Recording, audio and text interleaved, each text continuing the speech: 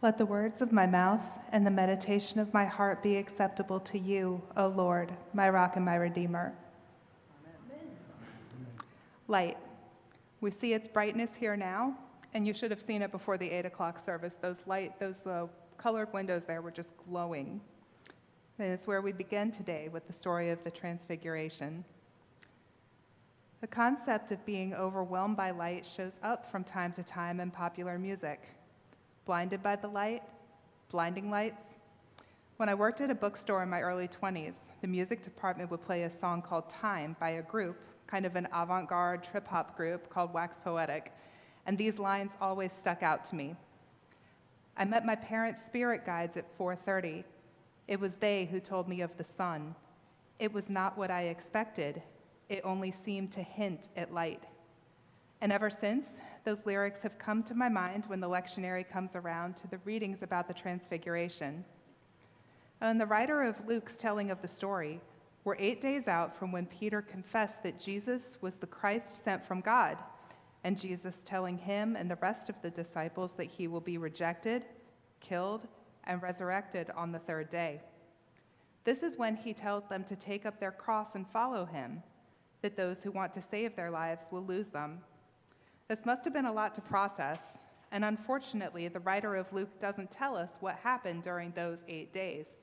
But I imagine those aren't the kinds of words that fade away easily, and likely were still on Peter, John, and James's minds as they went up on that mountain to pray with Jesus.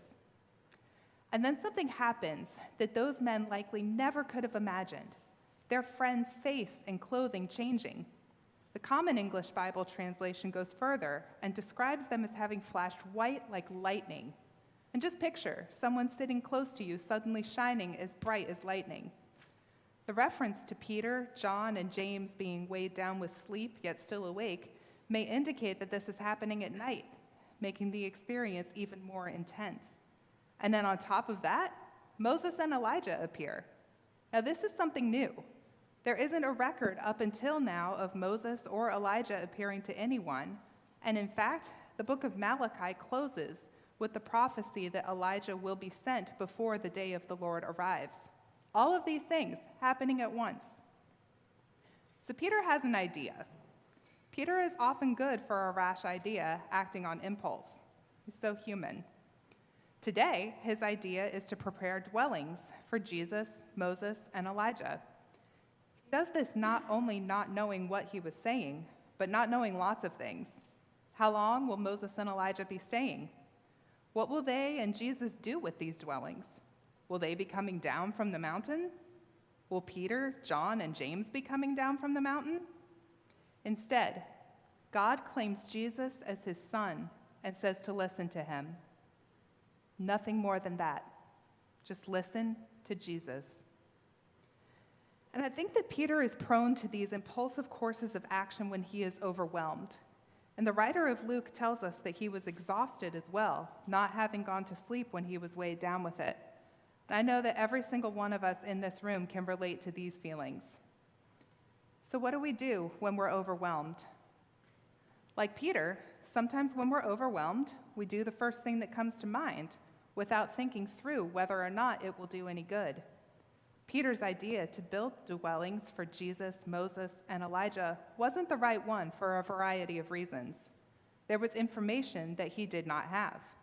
First of all, they were on their way to Jerusalem. Some kind of important stuff was coming up there, and this time on the mountain was just a brief stop. Moses and Elijah were gone by the time the cloud was lifted. Jesus, Peter, John, and James came down from the mountain by the next day. And that he wanted to build dwellings for each of them hints at his seeing the three of them as equals when they were not. It was a case of being tired and overwhelmed and blurting out the first thing that came to mind.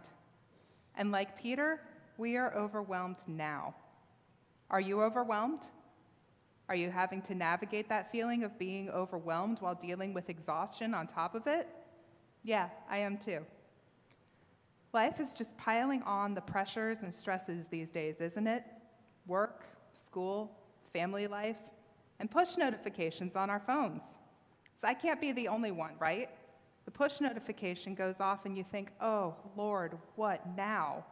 which is its own little prayer for strength, because we know that each of these could be bearing more news of our brothers and sisters being in danger and pain, fired, cut off from aid, targeted as part of a marginalized group, personal information compromised, sick with vaccine-preventable illnesses, and now a betrayal of a decades-old commitment to Ukraine. A bishop in our own church has received death threats for preaching the gospel. We also live in a faithless and perverse generation begging for miracles. Although, let's be honest, has there been a generation that you couldn't say that about? And we don't know what to do either. We feel overwhelmed, and some of the ideas that come up first in our minds aren't right for a variety of reasons. So what do we do when we're overwhelmed? What God said to Peter goes for us too. We need to listen to Jesus. And what does Jesus say to do? Luckily for us, this was just in last week's gospel reading, and I'm going to go back and revisit that because we can't talk about this enough. These teachings of Jesus should be at the forefront of our minds, and we could do worse than to revisit them frequently. Jesus told us to love our enemies, do good to those who hate us, bless those who curse us, pray for those who abuse us, turn the other cheek, give to everyone, and to do to others as we would have them do to us. And we don't want to do these things. It doesn't come naturally. We look at some faces in our communities, in the news, and don't want to see the image of Christ in them. They certainly don't seem to see our humanity, and our instinct is to protect ourselves by refusing to see theirs. But I promise you, the image of Christ is in all of them. Can you pray for the people who you believe are harming you, your loved ones, the oppressed, and the world at large? And I don't mean praying for harm to come to them. You know deep down that that does not count. They will never know that you wished harm on them, but that level of dehumanization will poison you and create even more distance between what God wants for this world and what it currently is. This isn't to say that you can't be angry. We all know from our own lives and relationships that you can love somebody and be angry with them and with the things that they have done. But when anger leads to hatred and dehumanization, to no longer seeing the image of Christ in them, it doesn't do anything to help those being harmed. And likewise, it doesn't mean that you don't call out evil. We can't begin to help others without acknowledging why they need our help in the first place. You can love someone and tell them when they are doing harm. I would argue that it's more loving to do so and try to stop them from doing harm than letting it go. Love your enemies, do good, and lend without expectation of return. This is what Jesus says to do. Then once we've worked on clearing the hatred out of our hearts, we're in a position to see more clearly how we can get to the doing good part. Who around us is suffering? Who is having the image of Christ in them defaced? Who, near and far, can be helped by our actions?